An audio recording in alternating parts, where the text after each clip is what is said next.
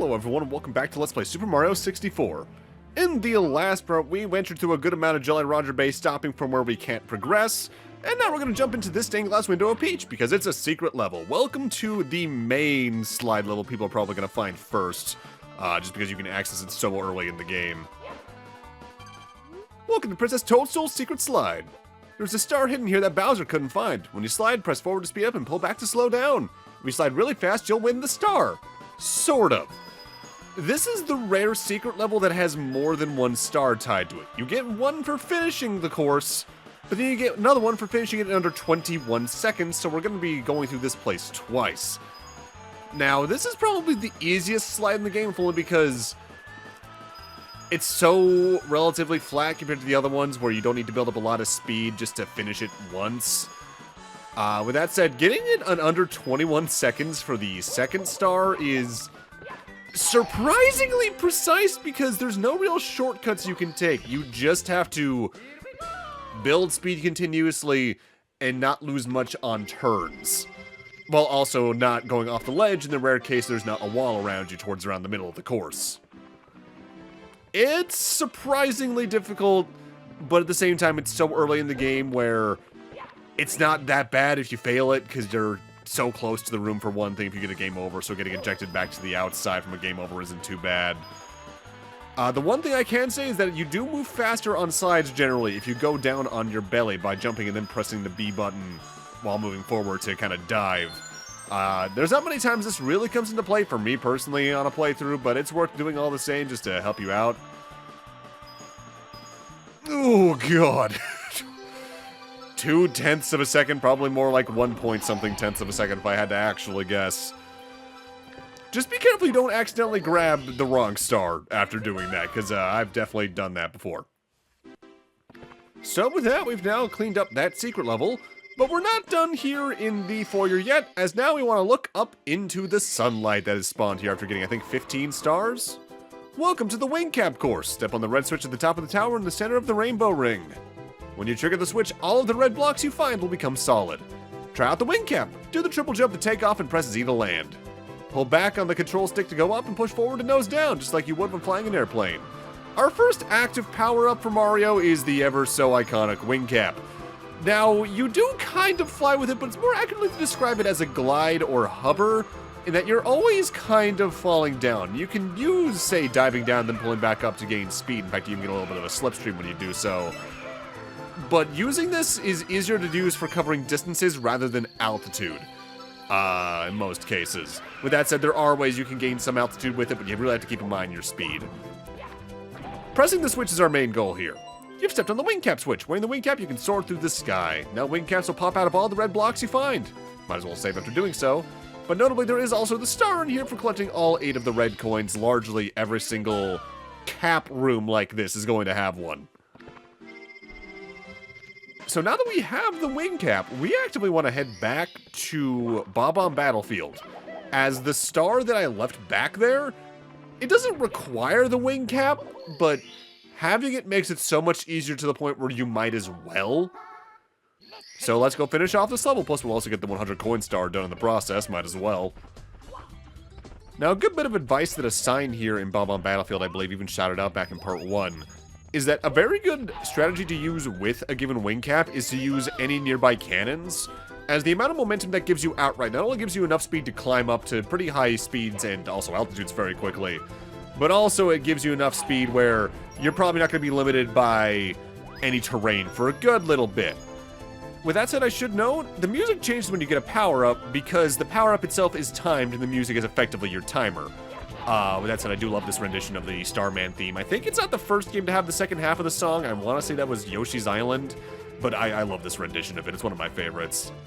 The unfortunate thing is, though, the wing cap is probably the best power-up in the game, mostly because it probably has the most open usage for what you can do for level traversal, as Mario 64 really started the trend that would happen until Odyssey, where power-ups outright in 3D Mario are at times situational at best, because of the more open level structure, the more in-depth moveset that Mario has, as well as what the power-ups usually are, like things like the Spring Shroom in Galaxy, or the The nozzles in Sunshine, they're for very specific tasks that ultimately even the more expanded moveset that Mario has in 3D just cannot accomplish on their own. By the way, the mission objective here is to get the 5 coins in the center of these coin rings.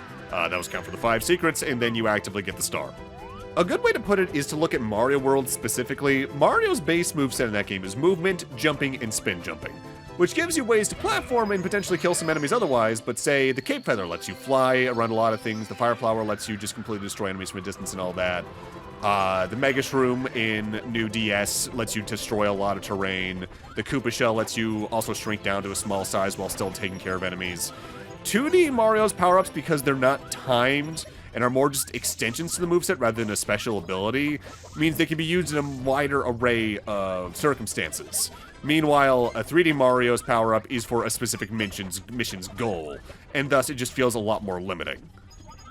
The best treatment of power-ups in a 3D Mario is ironically technically not even a power-up set, it's the captures from Odyssey, because any given capture is more of an extension of Mario's moveset in some regard, that you use several times across a world to get several different moons in a way that 64, Odyssey, and the Galaxy duology just don't do. I guess thinking about it, maybe 3D World and 3D Land do good about that because, again, those treat the power-ups more like 2D Mario power-ups than 3D. But they're also such different games structurally where that's more like a 3D, 2D Mario rather than what 3D Mario is to a lot of people between 64, Sunshine, the Galaxy games, and otherwise. Honestly, thinking about it, it's kind of interesting. Mario, especially 3D, tends to have the same soul at the center of its games. But they reiterate and slightly reinvent the wheel enough each time with its main focus where each game is a radically different experience in terms of even how it feels at the core of it. Which Sonic does as well, but gets a lot more hate for doing so. Mind you, I guess Sonic games also happen a little more regularly. You've recovered 30 power stars. Now you can open the door with a big star. Before you move on, how's it going otherwise? Did you pound the 2 columns down? You didn't lose your hat, did you? If you did, you'll have to stomp on the condor to get it back. They say that Bowser has sneaked out of the sea and into the underground. Have you finally cornered him? No. No, we haven't. In fact, if you think about it, none of that quite sounds right, does it?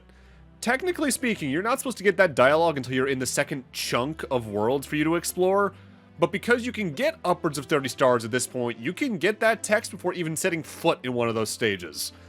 It is one of those things where they really want you to go from stage to stage, probably getting only like 3 to 4 stars per world while exploring at this point, but because you can, here we are. I don't know why, but I find whenever things like that happen in games to me incredibly satisfying, because it's like, oh, you really didn't expect me to play like this, and something about being the untested or unexpected variable like that is very funny to me.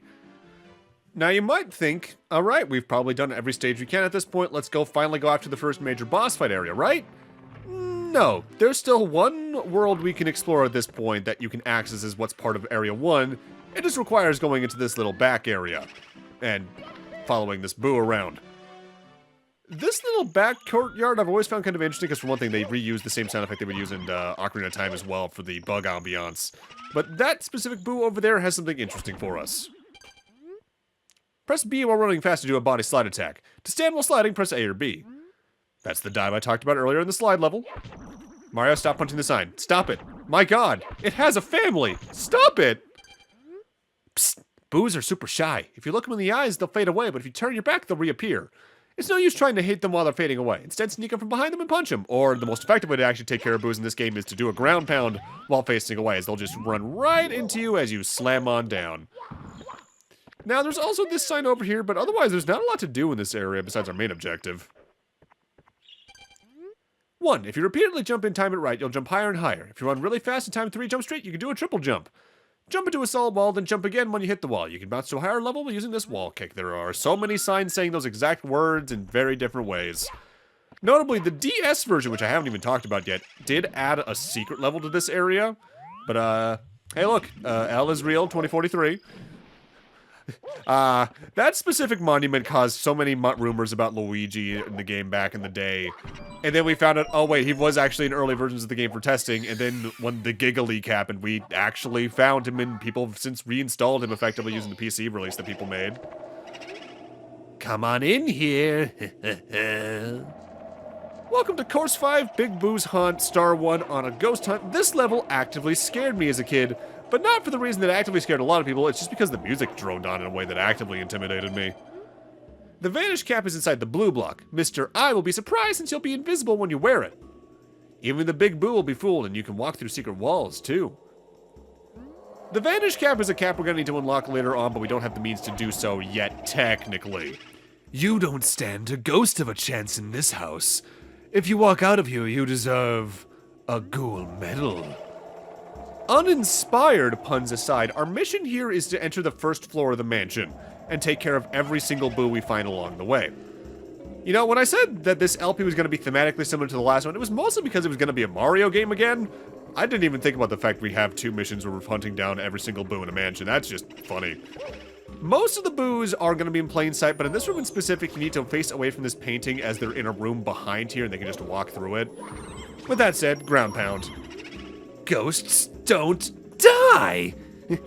Can you get out of here alive? I mean, yes, taking out boos isn't exactly hard. But the fact they repeat the dialogue after every single one I've always found incredibly strange. I guess every boo is meant to be saying that, or it's the voice of our inevitable mini-boss here, but eh. Notably, every single boo when you defeat it will drop a blue coin, and because there's actively a lot of boos in here and in another area tied to a different mission, this is probably one of the levels that's easiest to get 100 coins in for that specific star in the game. Most of the rooms connect to each other, but you don't have to worry about that specific room there. The eye enemy, by the way, you take out just by running around in a circle around it once or twice. The harder thing about that specific enemy type is actually getting them to kind of stick on to your movement, because there's times where they just don't for a second for some reason. Be careful about falling down in these rooms, by the way. It's not a bottomless pit down there. You just get sent to a different part of the level. But backtracking here from there is kind of annoying. But now that we've taken out all the notable boos, a big boo has spawned in the center of the main mansion area.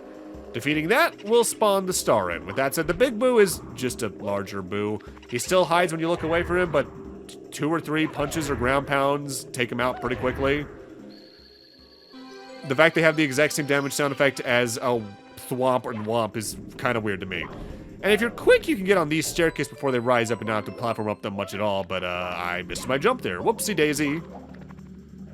Mario, get up there. There we go. There's the star. 1 down, 5 to go in here. Slightly annoying thing about this specific stage, because the stage itself is in that birdcage held by the 1 boo, you actively need to take out the boo anytime you want to enter the area, but oh no, 3 seconds of effort compared to everything else. What will I do? I don't know how I didn't take damage there or kill it outright. That was a rare interaction there in my experience. Now, notably, because they have a vanish cap block in this stage at all, worth noting you actively cannot finish this world on your first visit unless you've already gone out of your way to unlock the vanish cap, which is possible with the amount of stars I have at this point. I'm just not doing it because I'm finishing every area 100% as much as I can before leaving elsewhere. So mission 2 is Big Boo's merry-go-round, and the fastest way to get down there is to actually jump down the pit I said to watch out for last time, and that brings us over here. You can actually reach this area by entering another little hut in the main outside area, but it's just faster to do this in my experience. In here is the merry-go-round in question. The floor slowly spins, which can slightly offset your ground pounds, but because the boos move faster than the spinning, it's not that big a deal. There are 6 portraits in here. I think only 1 of them has boos. 2, I think, spew out fire. The other ones, I think, just do nothing. But taking out a certain amount of boos will cause another big boo to spawn, take him out, and the star will spawn once again. Again, a lot of boos to take care of in Big Boo's Haunt, which, mind you, it's the only level they're in the game, so I get it. I get it. With that, we're now going to be moving on to the 3rd mission here in Big Boo's Haunt, and what's notable about the Big Boo's Haunt missions in specific is that, like several other stages, you can go for them in any order after clearing the first one, more or less, because several of the other stars require accessing the 2nd floor, and the stairwell that rose from defeating the first Big Boo is only active in Mission 2 Beyond. Although I guess there's technically nothing stopping you from taking out all the boos on the 1st floor in the first mission and then just going upstairs and ignoring the original star, but why would you do that at that point? That takes longer to get a different star that you'll have to do the main stuff all over again from anyway. Just why?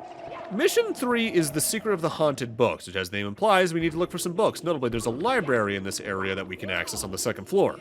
Worth noting, you can actually do this star much faster than I do it here, as, technically speaking, the star is in a room separate from the main library we're going to access. There's a very tricky, I think, wall jump you can do to get over there to grab it without accessing the library at all, but I've never really done it any kind of consistently. I just don't care to do it. It's not like the main star itself is that rough. Watch out here in the library, though, because the books do try to attack you, and if you're low on health, they might surprise you and kill you. Over here, we got a puzzle. Hit the top book, the bottom book, and the middle book in order, and then the door that is behind this bookshelf will actively open. If you do things in the wrong order, a book flies out and damages you. It's just like the trial and error puzzles back in Jolly Roger Bay. Just do it until you find the right order on a first playthrough, more than likely. Honestly, despite being the 5th course, Big Boo's Haunt is one of the faster levels in the game, as it's just such a relatively small-scale level compared to a lot of the other ones. The mansion is a majority of it. Hell, that even is showcased in the next level, which is going to be our red coin mission.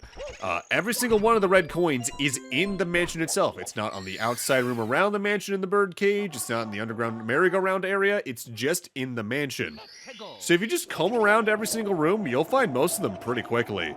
Albeit, one of the other sources of trauma for children in this game that's not this music or unagi is much more involved in this level than the others. What do I mean? Well, if we go into the first room on the left from the entrance, well, I'll just tell you, jump scare warning as we approach the red coin, which is located behind the piano. That's alive!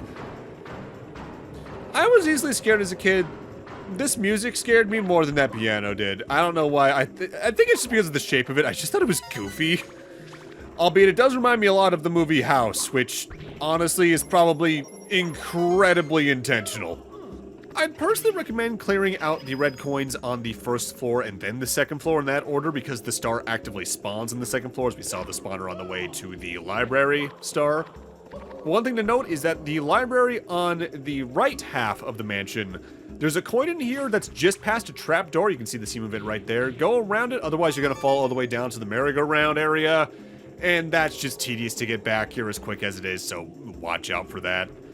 Now, if memory serves, this game and Ocarina of Time share a lot of things in common. The development staff, the engine, but if memory serves, they were even developed to an extent concurrently, and Big Boo's Haunt shows that to my head a lot more than a lot of the other stages.